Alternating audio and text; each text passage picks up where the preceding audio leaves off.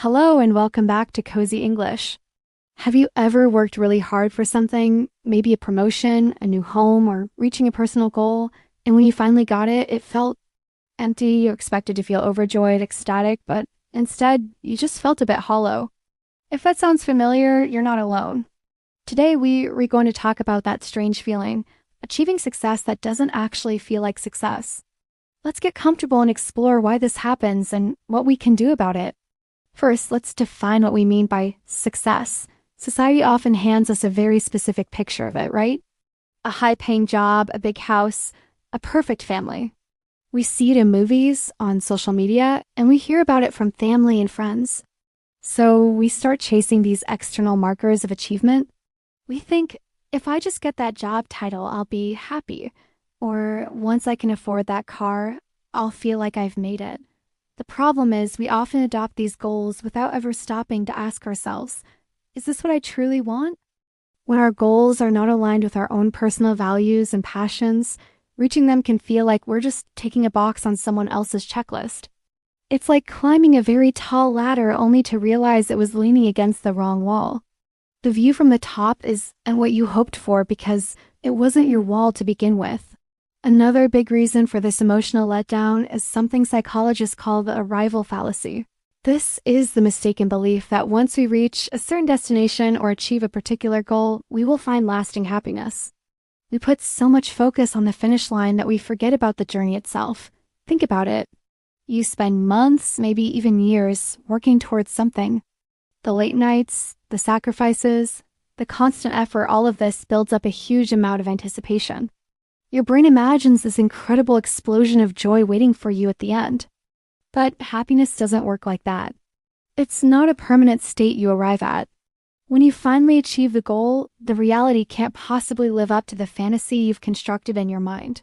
The big moment comes and goes, and then you're left with, well, just regular life. And that can feel incredibly anticlimactic. This brings us to the concept of hedonic adaptation, or the hedonic treadmill. It's a fascinating and slightly frustrating part of being human. Basically, our brains are really good at getting used to new situations, both good and bad. When you get a raise, it feels amazing for a while. But soon, that new salary becomes your new normal.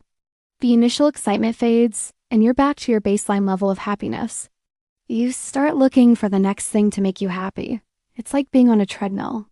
You're running and running, but you're not actually getting anywhere in terms of lasting satisfaction.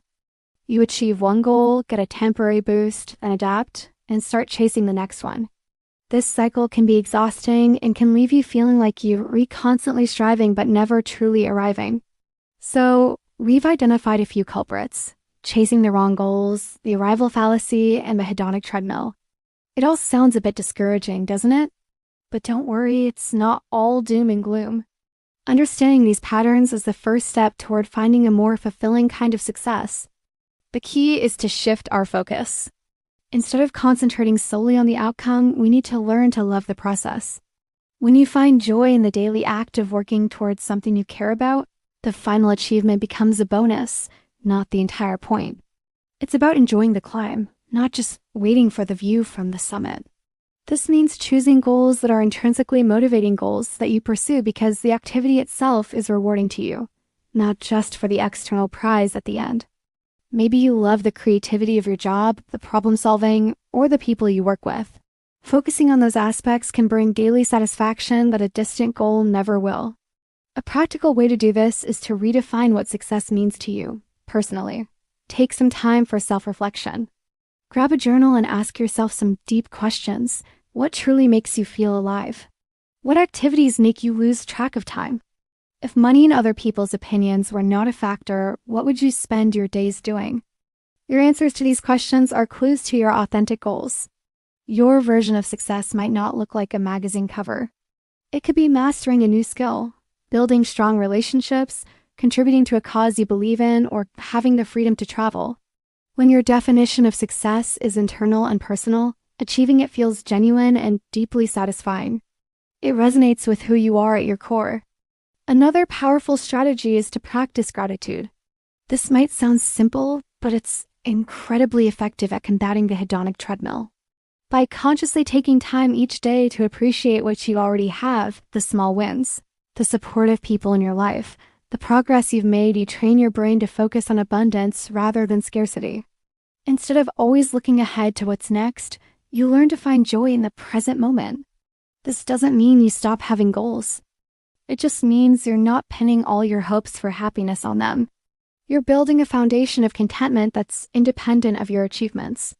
You can start a gratitude journal, or simply take a minute each morning to think of 3 things you're thankful for. It grounds you and reminds you that your life is already full of successes, big and small. Let's also talk about the importance of celebrating your milestones, but in a meaningful way. Sometimes we are so focused on the next big thing that we rush past our accomplishments without even acknowledging them. When you reach a goal, pause. Take a moment to really let it sink in. Reflect on the hard work it took to get there. Share your success with people who supported you along the way. The celebration doesn't have to be a huge, expensive party. It can be a quiet, reflective dinner, a day off to do something you love, or simply telling yourself, I did it, and I'm proud of myself. This act of acknowledging your effort helps to cement the feeling of accomplishment and makes it feel more real and substantial. It validates the journey and makes it a memorable part of your story, rather than just another item checked off a list. Finally, remember that growth is a continuous journey, not a final destination. The idea that we will one day arrive is a myth. Life is a series of chapters, each with its own challenges, lessons, and joys. True, sustainable success is not about reaching a static endpoint. It's about building a life of purpose, learning, and continuous improvement. It's about becoming a person who can find meaning and satisfaction in the process of striving, not just in the moments of victory. This mindset shift is profound. It transforms the pressure to achieve into an invitation to grow.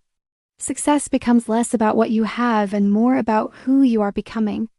It's about living a life aligned with your values, enjoying the journey, and appreciating the person you are right now, even as you work towards the person you want to be. So, if you've ever felt that strange emptiness after a big win, know that it's a common human experience. It's a sign not that you failed, but that it's time to look deeper. It's an invitation to redefine success on your own terms, to fall in love with the process, to practice gratitude for the present, and to embrace a mindset of continuous growth. True fulfillment doesn't come from a trophy on a shelf. It comes from the quiet satisfaction of living a life that feels authentic and meaningful to you. Thank you so much for joining me for this cozy chat. I hope this conversation has given you some food for thought. What does success mean to you? Let me know in the comments below. I love reading your perspectives. If you enjoyed this video, please give it a thumbs up and subscribe for more cozy English. Until next time, take care.